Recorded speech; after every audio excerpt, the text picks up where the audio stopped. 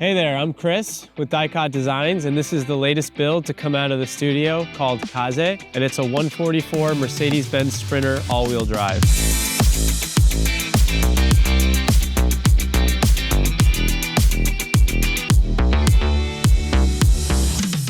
I got my start into van building a few years ago when I built out my own van and traveled all across the country.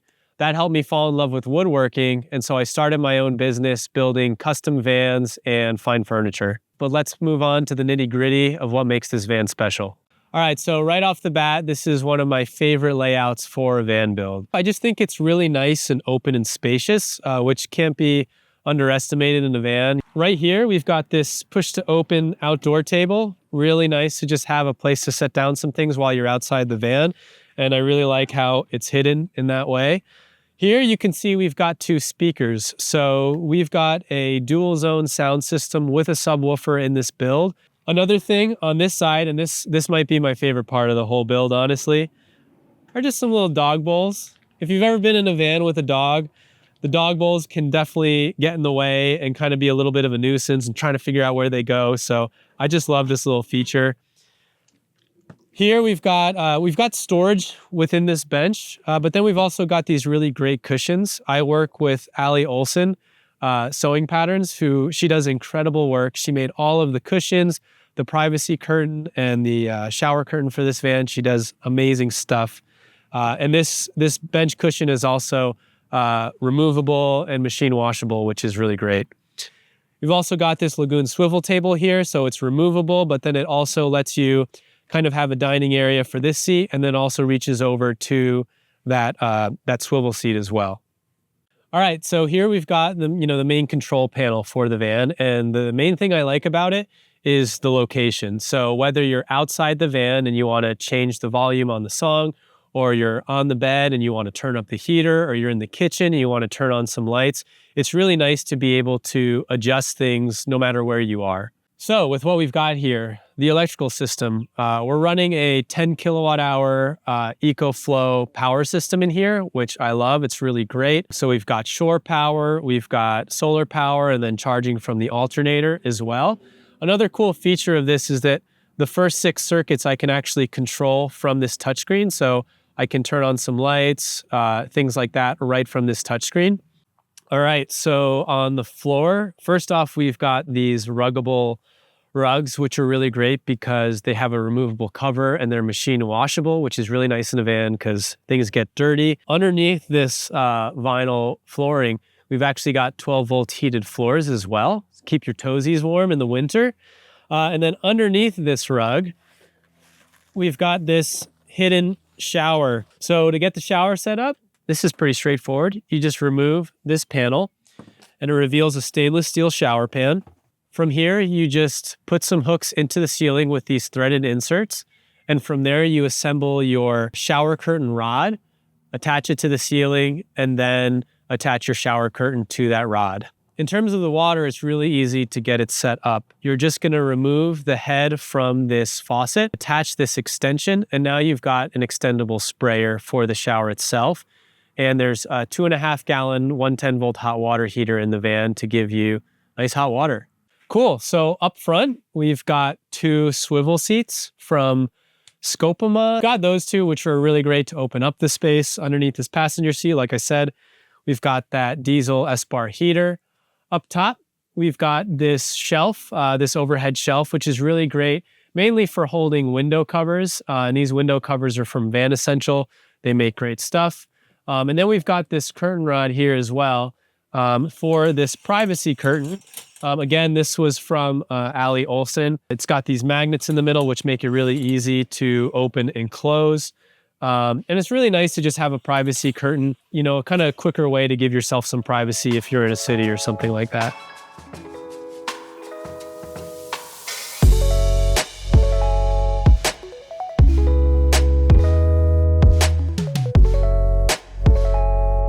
All right, so kitchen cabinet here. Up top, we've got this custom walnut countertop. I really wanted this van to have a lot of different textures incorporated in it. And I just love this super large walnut countertop. I was able to get some really nice walnut as well from my local hardwood dealer. and really love how it came out with this curve and the chamfer underneath as well. Over here, we've got this stainless steel sink, faucet. And one of the things that you learn once you're in a van is that there never seems to be a good place for your dish soap and your hand soap, because you've got these bottles, and then if you want to drive, you got to store them. So we've got these two separate pumps for those two things, just to make it a little bit easier on you. Down here, we've got this Nomadic fridge, which is really great. It's nice to have some decent fridge storage, and it also has kind of an optional freezer storage space as well. Again, I like to have the countertop pretty open. So we've got this induction cooktop that stores in this drawer, so you can pull it out when you need it and put it away when you don't. In all of these drawers, we've got Bloom soft close drawer slides. We've got latches so they don't fly open. And then we've also got these motion lights that turn on when you open up the drawers. Down here, let's talk about some stuff that people don't always want to talk about. Number ones and number twos, we've got this OGO Composting Toilet. So this separates liquids and solids, vents out the side of the van, and it's a really great option for going to the bathroom in a van. Down in here, we've got this large sink cabinet. So within this sink cabinet, we've packed a lot of stuff. So first off, we have that 2.5 gallon hot water heater. We've also got kind of a Y valve, so that the gray water can either go straight through the floor outside the van, or it can be stored within this 5 gallon jug.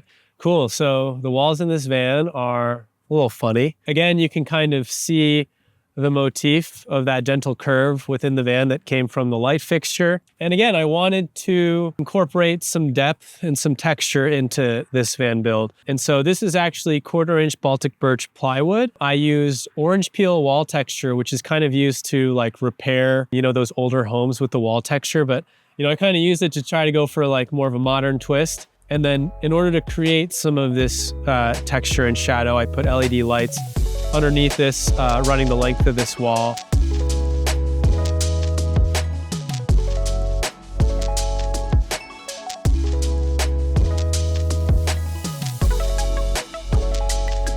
Walnut upper cab, this was one of the areas in which I wanted to bring some of my experience in furniture design into a van build. These are solid walnut cabinet faces. And then this is kind of a waterfall edge. I just cut a lot of kerfs into this 1/2 inch walnut plywood to make this upper cab, and then did so much sanding on all of these half rounds for these walnut faces as well. But really tried to go for continuous grain across all of these pieces. And then, yeah, we've got plenty of storage in here as well. So kept all the hardware out. We've got gas struts, soft close hinges, and then again, motion lights within these cabinets, so that you can see what you're doing when you're in there. So that brings me to the name of this van build, Kaze. So I'm half Japanese, and I've been super inspired by Japanese design and architecture. That said, the name Kaze has two meanings. First off, Kaze means wind. And I think that wind is present in the design elements of this van. There's a lot of those gentle curves, nice organic texture, almost as if a breeze is just flowing through the van itself. Second, it represents the creative process of this van. I once heard that creativity is almost like a gust of wind. You don't know when it's going to hit you, and it comes in random moments, and you've just got to take it when it's there.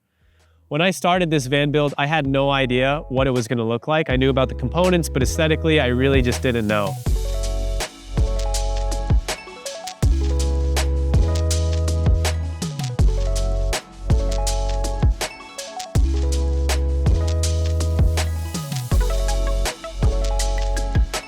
All right, so the bed, the dinette area, what is it? Well, it's both. And the reason is because sometimes when you take a van out, you have different needs. Sometimes you're going on a big trip and you want to take some bikes with you, and you need to have a lot of storage space in your garage.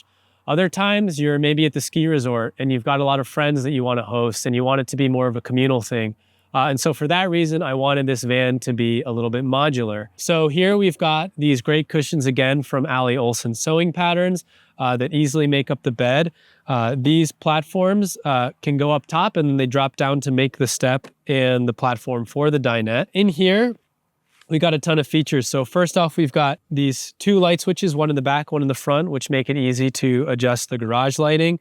We've got a ton of storage in here as well, which is accessible from the top or the side.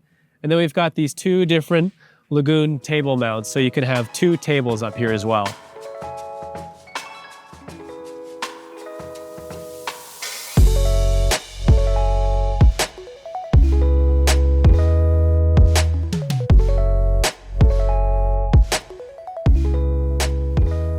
Cool, and that's how you set up the bed. I was gonna lie down for this, but no shoes on the bed. No shoes on the bed. Up on the top of the van, we've got an Unaka Gear Co. roof rack. On that roof rack, we've got quite a few things. So we've got a Fiamma awning with some LED lights.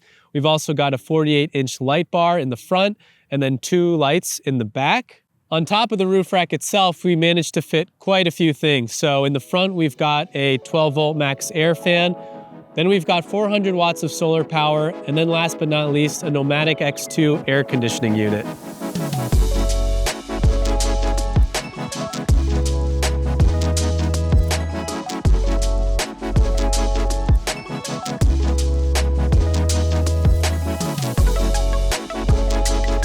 All right, the back of the van, the garage. So on this side, we've got what's mainly the electrical cabinet. So, this is what houses most of the electrical system, the batteries, the power hub, the distribution panel. So we've got this Motif again. This is really just ventilation for the electrical system. So we've got that all throughout this cabinet. Down in there, we've got the placement for the subwoofer. Here we've got the AC/DC distribution panel. So this houses, all the fuses, circuits for the 110 and the 12 volt. Nice and fresh and clean. Over here, we've got this Waggle pet monitor. So this thing is really great if you've got some furry friends you got to take care of in the van. This has its own phone service.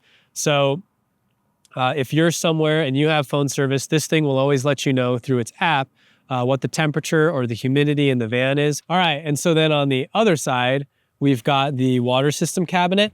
Wanted to make the most of storage. So in addition to the storage that's up top that I mentioned earlier, we've also got this little shoe cabinet in there. Store all your shoes to make use of some awkward space in between the water tank and the wall of this cabinet. Then over here, we got some fun stuff. So this is where you'll just fill up your water system. This lets you know how much water you have in what is a 33-gallon fresh water tank.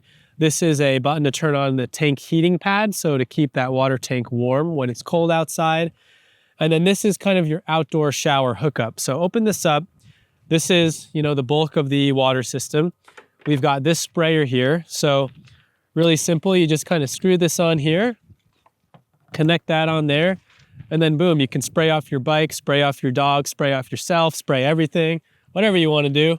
So that's really convenient in there. And then we've got a 12-volt water pump. We've got a few shutoff valves in here. We've also got a way to just drain out the water tank so that you can winterize it really easily.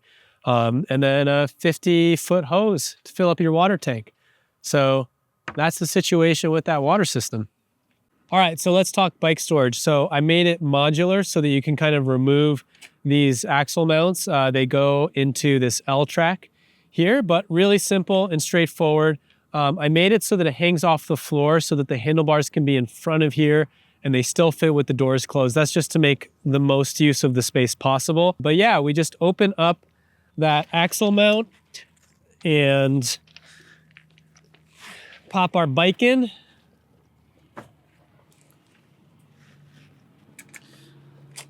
Lock that down. And then we can just move this tire right here next to the frame. And then I got one of these squiggly wiggly things to just kind of secure it to the frame itself. And yeah, we've got that bike in there and you can fit up to 2 bikes within this garage, which is really great.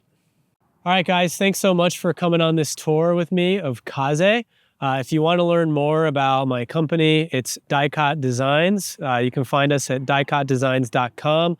Also on Instagram at Dicot_designs. But I hope you enjoyed the tour and I look forward to seeing you out on the road. Again, this van Kaze is available for rental on Outdoorsy, so be sure to go and check that out. But again, hope you like the van tour and I look forward to seeing you out on the roads.